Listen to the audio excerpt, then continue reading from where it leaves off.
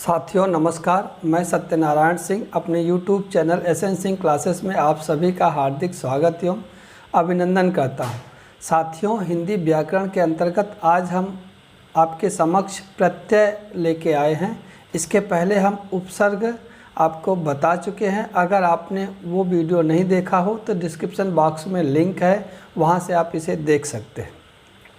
इसके पहले कि हम प्रत्यय पर बात करें, आपको पता है कि प्रत्यय किसी भी परीक्षा के लिए बहुत ही महत्वपूर्ण है। चाहे वो कोई भी प्रतियोगी परीक्षा हो या कक्षा 6 से लेकर 12 तक की परीक्षा हो, प्रत्यय सब में किसी न किसी रूप में पूछा जाता है और ये बहुत ही महत्वपूर्ण टॉपिक है। और हम प्रत्यय के संपूर्ण भाग को एक ही वीडियो में कवर कर देंगे, यानी प्रत्यय का हम 3-4 वीडियो नहीं बनाएंगे, सिर्फ एक वीडियो में पूरा प्रत्यय कवर करेंगे। तो आप ध्यान से पूरा वीडियो देखिए और प्रत्यय संबंधी सवाल फिर आपसे गलत नहीं होंगे। लेकिन इसके पहले अगर आपने मेरा चैनल सब्सक्राइब नहीं किया है तो सब्सक्राइब कर लीजिए और घंटी भी दबा दीजिए। तो आइए प्रत्यय शुरू करते हैं। तो प्रत्यय क्या है? प्रत्यय वे शब्दांश हैं, यानी शब्द के अंश हैं जो किसी दूसरे शब्द के अंत में या पीछे जुड़कर क्या करते हैं, उसके अर्थ में परिवर्तन ला देते हैं। तो अब हम सीधी सी बात कहें कि प्रत्यय क्या है? वे शब्दांश हैं जो किसी शब्द के अंत में जुड़कर शब्द के अर्थ में परिवर्तन कर देते हैं, उसे हम क्या कहते हैं? प्रत्यय है। उपसर्ग क्या करता है? वो किसी शब्द के पहले जुड़कर उसके अर्थ में परिवर्तन लाता है। और प्रत्यय क्या करते हैं? किसी शब्द के बाद में जुड़कर उसके पीछे जुड़ करके उनमें परिवर्तन लाते हैं। अब प्रत्यय की बात करें तो प्रत्यय 2 शब्दों से मिलकर बना है। एक शब्द है प्रति और दूसरा शब्द है आय। प्रति का अर्थ होता है साथ में पर बाद में। अब साथ में पर बाद में, जैसे आप मान लीजिए कि कोई आपका शिष्य है, तो अब क्या वो आपके साथ में तो चलेगा, लेकिन कैसे चलेगा? पीछे पीछे चलेगा। उसी तरह से प्रति का मतलब होता है साथ में पर बाद में, और आय का मतलब है चलने वाला। तो कहने का मतलब है प्रत्यय क्या है कि जो साथ में चलता हो उसे हम प्रत्यय कहते हैं। और बाद का मतलब क्या है कि पीछे। तो प्रत्यय वे शब्द हैं जो किसी क्या करते हैं, शब्द के बाद में चलते हैं। क्या चलते हैं? बाद में चलते हैं। उसके साथ में तो चलते हैं लेकिन कैसे रहते हैं? पीछे रहते हैं। तो ये आपको समझ में आ गया होगा। कुछ मेन चीज़ें और समझिए प्रत्यय से संबंधित, कि प्रत्यय शब्दों का स्वतंत्र अस्तित्व नहीं होता है।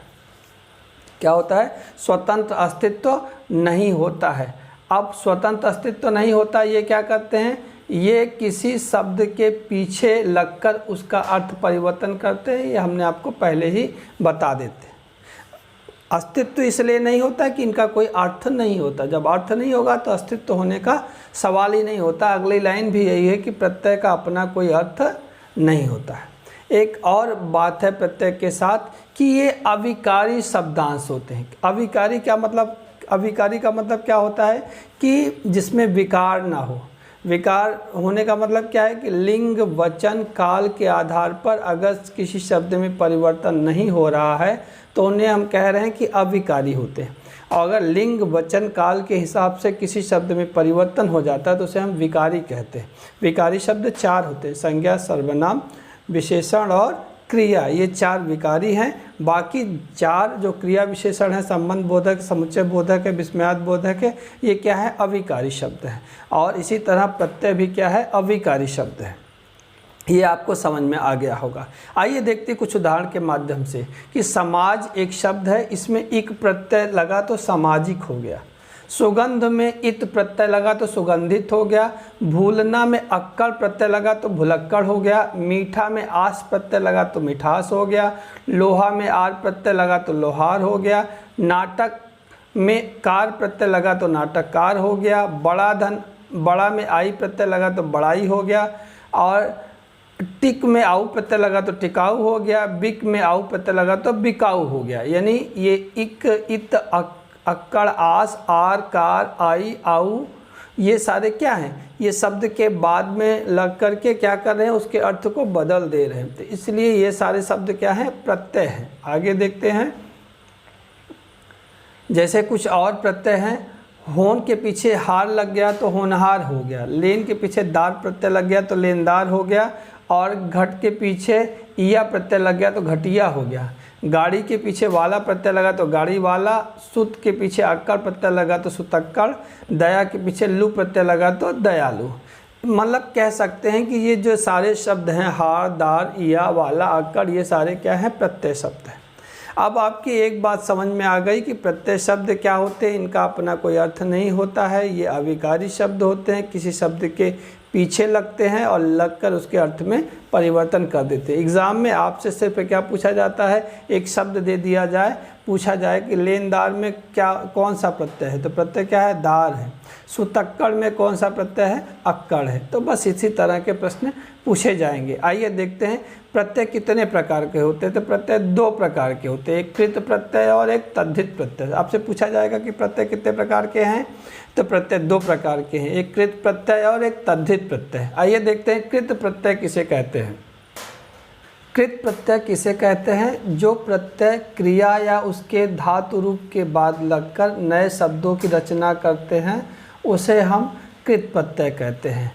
क्रिया तो आप जानते हैं कि जिससे किसी काम का करना या होना पाया जाए। क्रिया का धातु रूप क्या है, वह मूल शब्द जिससे क्रिया का निर्माण हो, उसे हम क्या कहते हैं, उसे हम धातु रूप कहते हैं। या आप ऐसे कह सकते हैं, क्रिया में अगर हम ना हटा दें, ना जो प्रत्यय लगता है वो हटा दें, तो उसका धातु रूप मिल जाता है। या इस तरह से भी कह सकते हैं कि धातु रूप में ना जोड़ने से, ना प्रत्यय जोड़ने से क्रिया बन जाती है।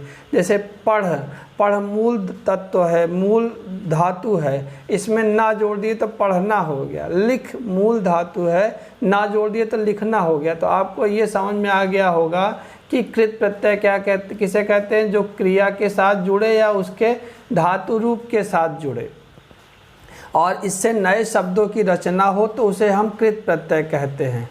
कृत प्रत्यय में कृत धन अंत, इसे कृदंत कहते हैं। कृत धन अंत यानी कृदंत कहते हैं। तो कृत प्रत्यय के योग से जो शब्द बनते हैं उन्हें क्या कहते हैं, कृदंत कहते हैं। ये बहुत मार्के की चीज़ है कि आपको ये पता रहना चाहिए कि कृत प्रत्यय के योग से जो शब्द बनते हैं उसे हम कृदंत कहते हैं। जैसे लेख धन अक, लेखक, राखन धन हारा, राखन हारा, घट के साथ यह प्रत्यय जुड़ा तो घटिया, लिख के साथ आवट प्रत्यय जुड़ा तो लिखावट।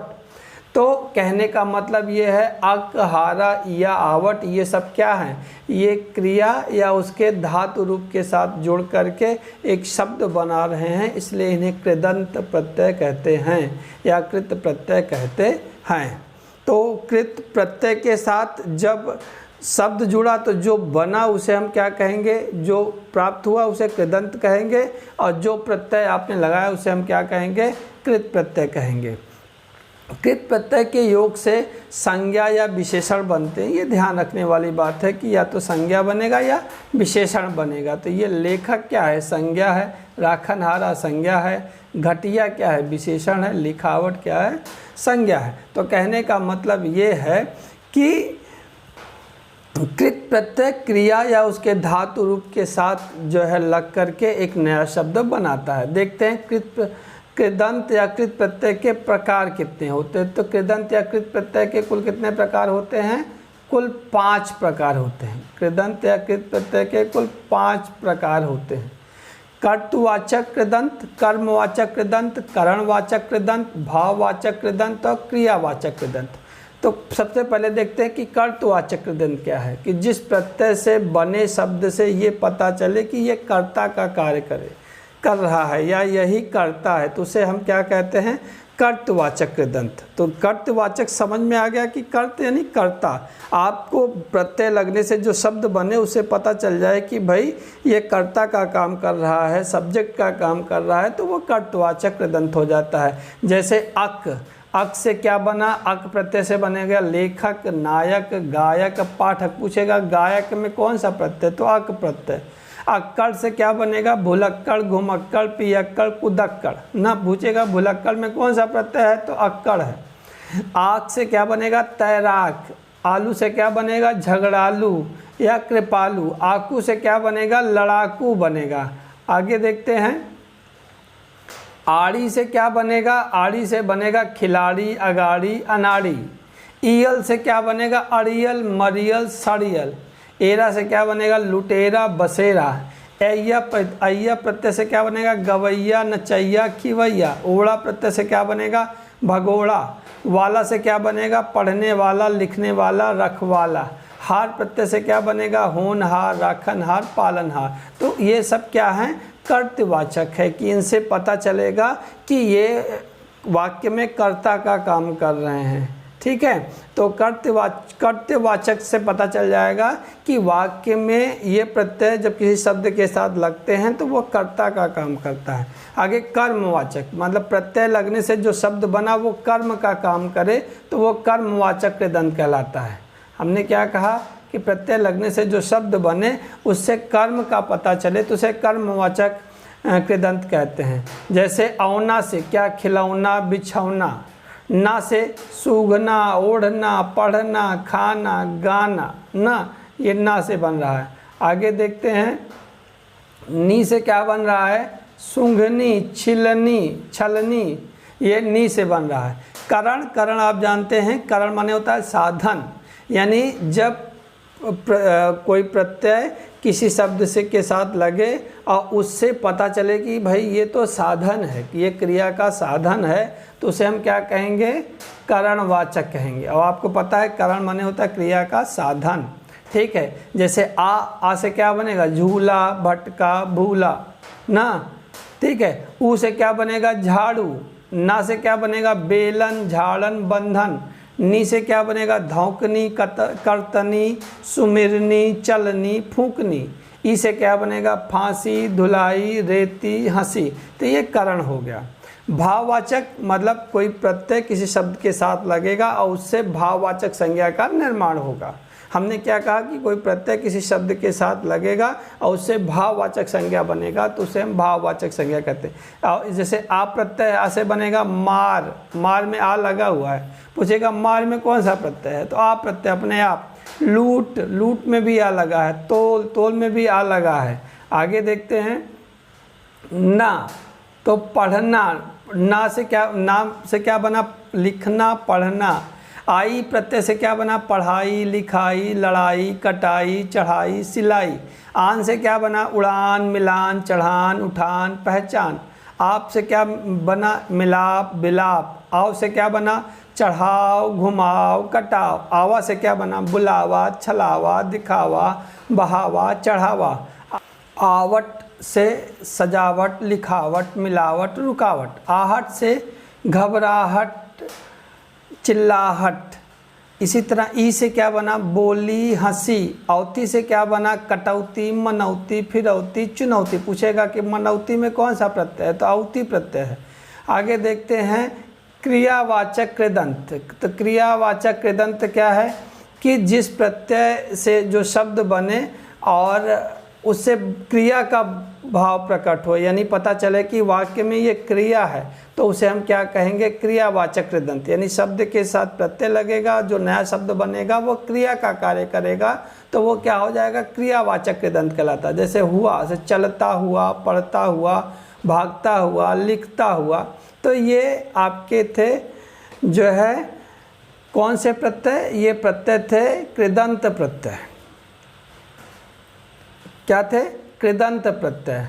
अभी हम देखेंगे क्या, अभी हम देखेंगे तद्धित प्रत्यय। कृदंत प्रत्यय और तद्धित प्रत्यय। अब कृदंत प्रत्यय हमने देख लिया, तद्धित प्रत्यय देखेंगे। तो तद्धित प्रत्यय में क्या है कि कृदंत प्रत्यय में हमने बताया कि क्रिया के साथ या उसके मूल रूप धातु के साथ प्रत्यय जुड़ता है और शब्द बनता है तो कृदंत हो गया। तद्धित में प्रत्यय किसके साथ जुड़ेंगे, संज्ञा के साथ जुड़ेंगे, सर्वनाम के साथ जुड़ेंगे या विशेषण के साथ जुड़ेंगे। संज्ञा सर्वनाम या विशेषण के साथ जब प्रत्यय जुड़कर नए शब्द बनाते हैं तो उसे तद्धित प्रत्यय कहते हैं। और इनके योग को जिसको उसको कृदंत बोलते हैं, ऐसे इसको तद्धिदांत बोलते हैं या तद्धित शब्द कहते हैं। तद्धितांत, क्या तद्धितांत। जैसे मानव धनता मानवता ना।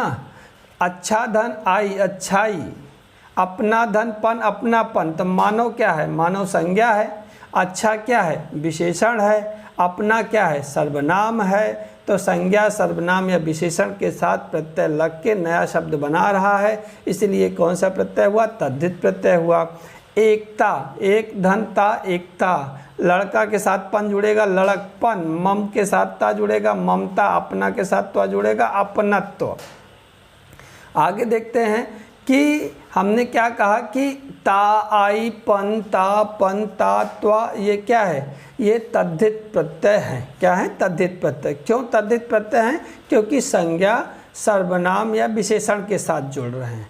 और कृदंत प्रत्यय क्या होता है? क्रिया के साथ जुड़ता है या क्रिया के मूल रूप धातु के साथ जुड़ता है। ठीक है, तो उसे हम क्या कहते हैं? कृदंत प्रत्यय कहते हैं। ये समझ में आ गया होगा। आगे देखते हैं कि तद्धित प्रत्यय कितने प्रकार के होते हैं। तो तद्धित प्रत्यय कुल 8 प्रकार के होते हैं। कौन कौन से? कर्तृवाचक तद्धित, भाववाचक तद्धित, संबंधवाचक तद्धित, गणनावाचक तद्धित, गुणवाचक तद्धित, स्थानवाचक तद्धित, सादृश्यवाचक तद्धित और ऊनवाचक तद्धित प्रत्यय। तो सबसे पहले हम देखते हैं कर्तृवाचक। आप इतने नाम से घबराइए नहीं, ये नहीं पूछा जाता। सिर्फ पूछा जाता है कि शब्द दे दिया जाए कौन सा प्रत्यय है, ठीक है, या इस प्रत्यय से कौन सा शब्द बनेगा। ये तो हमने आपको समझाने के लिए इतने सारे वर्गों में से बांट रखा है, या इस तरीके से हम आपको बता रहे हैं। तो कर्तृवाचक तद्धित क्या है? कि वे प्रत्यय जो किसी संज्ञा, सर्वनाम या विशेषण से जुड़कर जब नया शब्द बनाएं तो वो कर्ता का काम करे। किसका काम करे? कर्ता का काम करे। तो उसे हम क्या कहेंगे? कर्तृवाचक तद्धित। कर्तवाचक शब्द का काम करता है, उसका निर्माण करता है। किसके साथ जुड़ करके? संज्ञा के साथ, सर्वनाम के साथ या विशेषण के साथ जुड़ता है। ठीक है, जैसे अब जैसे में आप ये देख लीजिए, आर प्रत्यय जुड़ा किसके साथ? ना, लोहा के साथ तो लोहार, सोना के साथ तो सोनार, ना, कहार। इया प्रत्यय से बना रसिया, दुखिया, अड़हतिया। ई से बना तेली। एरा से बना अंधेरा, सपेरा, बहुतेरा, ममेरा। हारा से बना लकड़हारा, पनिहारा, मनिहारा। इस तरह से प्रत्यय बनते हैं और वो संज्ञा का काम करते हैं। तो ठीक है, आगे भाववाचक तद्धित। भाववाचक में क्या है कि जो प्रत्यय होंगे वो संज्ञा, सर्वनाम या विशेषण के साथ जुड़ेंगे और भाववाचक संज्ञा का निर्माण करेंगे। किसका निर्माण करेंगे? भाववाचक संज्ञा का निर्माण करेंगे। तो उसे हम भाववाचक तद्धित प्रत्यय कहेंगे। ठीक है, ये आपके समझ में आएगा। आगे देखिए, जैसे एग्जाम्पल इसका, आ से बुलावा, ना, सर्राफा। आई से बना भलाई, बुराई, ढिढाई, कठिनाई, चतुराई। आपा से बुढ़ापा, मोटापा। आज से बना खटास, मिठास, भड़ास। आहट से बना कड़वाहट, घबराहट, झल्लाहट। ईमा से बना ललिमा, महिमा, अरुणिमा। ई से बना गर्मी, खेती, सर्दी। ता से सुंदरता, मूर्खता, मनुष्यता। त्वा से मनुष्यत्व, पशुत्व। पूछेगा पशुत्व में कौन सा प्रत्यय है? तो त्व प्रत्यय है। या त्व प्रत्यय से कौन कौन सा शब्द बन सकता है? मनुष्यत्व, पशुत्व। पन से बचपन, लड़कपन, छुटपन। आगे ये समझ में आ गया होगा। आगे देखते हैं संबंधवाचक तद्धित। तो इसमें क्या होता है कि प्रत्यय संज्ञा, सर्वनाम या विशेषण के साथ जुड़ करके क्या बनाएगा? संबंध बनाएगा। तो उसे हम क्या कहेंगे? संबंधवाचक तद्धित कहेंगे। एरा से जैसे बना चचेरा, ममेरा, फुफेरा। इक से बना शारीरिक, नैतिक, धार्मिक, आर्थिक। आलू से बना दयालु, श्रद्धालु। आल से बना ससुराल, ननिहाल। इत से बना फलित। ईला से बना रसीला, रंगीला, जहरीला। ई से बना भारतीय। एला से बना विषैला। तर से बना कठिनतर। आगे देखते हैं, मान से क्या बना? मान से बना बुद्धिमान, और मान से बना बुद्धिमान। और उसके बाद वत से बना पुत्रवत, मातृवत। हरा से बना इकहरा। जा से बना भतीजा, भांजा। ओई से बना नंदोई। अब इसी तरह से देखिए, गणनावाचक में सब प्रत्यय जुड़ के क्या बनाएगा? ऐसा शब्द बनाएगा जिससे गणना का पता चले, संख्या का पता चले, तो गणनावाचक तद्धित हो गया। ला से पहला, ना, रा से दूसरा, तीसरा। हरा से कहरा, दोहरा, तिहरा। था, ये चौथा नहीं होगा, था होगा यहाँ पे, ये गलत है, ये चौ नहीं होगा, था से चौथा। वहाँ से पांचवा, ना, इस तरह से। आगे देखते हैं गुणवाचक तद्धित क्या है। गुणवाचक में क्या होता है कि प्रत्यय शब्द के साथ जुड़ेगा और गुण ऐसा शब्द बनाएगा जिसे गुण का पता चले, संज्ञा या सर्वनाम के गुण का पता चले, तो उसे गुणवाचक तद्धित कहते हैं। जैसे आ से बना भूखा, प्यासा, ठंडा, मीठा। वान से बना गुणवान, धनवान, रूपवान। ईला से बना चमकीला, भड़कीला, रंगीला। ई से बना धनी, लोभी, क्रोधी। इत से बना पुष्पित, आनंदित, क्रोधित। ई से बना वांछनीय, अनुकरणीय। लू से बना कृपालु, दयालु, संकालु। आगे देखते हैं स्थानवाचक तद्धित। इसमें क्या होता है कि प्रत्यय किसी शब्द के साथ जोड़ेगा और वो जो नया शब्द बनाएगा उस स्थान का पता चलेगा। जैसे वाला से डेरे वाला, दिल्ली वाला। बनारस वाला, सूरत वाला, चाय वाला। ठीक है, चाय वाला स्थान नहीं बताएगा, लेकिन फिर भी इसका क्या होगा, एक स्थान होगा कि एक जगह तो कहीं पे बेचता होगा। या ये भी हो सकता है कि वो घूम घूम के बेचे। खैर, या से मुंबईया, जयपुरिया, नागपुरिया। तिया से कलकत्तिया, तिरुतिया। ई से पंजाबी, बंगाली, गुजराती। इसी देखिए सादृश्यवाचक तद्धित। सादृश्यवाचक से क्या पता चलता है, समता या समानता का पता चलता है। यानी शब्द के साथ प्रत्यय जुड़ेगा, जो नया शब्द बनेगा उससे समता या समानता का पता चलेगा, तो उसे हम सादृश्यवाचक पद्धति कहते हैं, तद्धित कहते हैं। जैसे क्या, हरा, सुनहरा, रुपहरा। सा से पीला सा, नीला सा, काला सा। ऊनवाचक तद्धित क्या होता है, जिस प्रत्यय शब्द से किसी लघुता यानी कम होने का, प्रियता या बहुत प्रिय होने का, हीनता का पता चले, उसे ऊनवाचक तद्धित प्रत्यय कहते हैं। ये ध्यान रखिएगा। जैसे ईया से लुटिया, डिबिया, खटिया। टी से बनेगा लंगोटी, कछौटी। अट्टा से बनेगा कलूटा। ई से बनेगा कोठरी, टोकनी, ढोलकी। ली से बनेगा पगड़ी, टुकड़ी। ड़ा से बनेगा बछड़ा। तो इस प्रकार से आपने इतने सारे प्रत्यय देखे, और अगर आपको कहीं कोई डाउट हो तो एक बार फिर से देख लीजिए, अदरवाइज़ हमको कमेंट बॉक्स में कमेंट कीजिए। अगर आपको मेरा ये प्रयास अच्छा लगा हो तो आप हमें जो है लाइक करें, शेयर करें और सब्सक्राइब करें, और अपना और अपनों का ख्याल रखें। हम इसी तरह आपके लिए वीडियो लेके आते रहेंगे। मिलते हैं अगले वीडियो में, तब तक के लिए नमस्कार।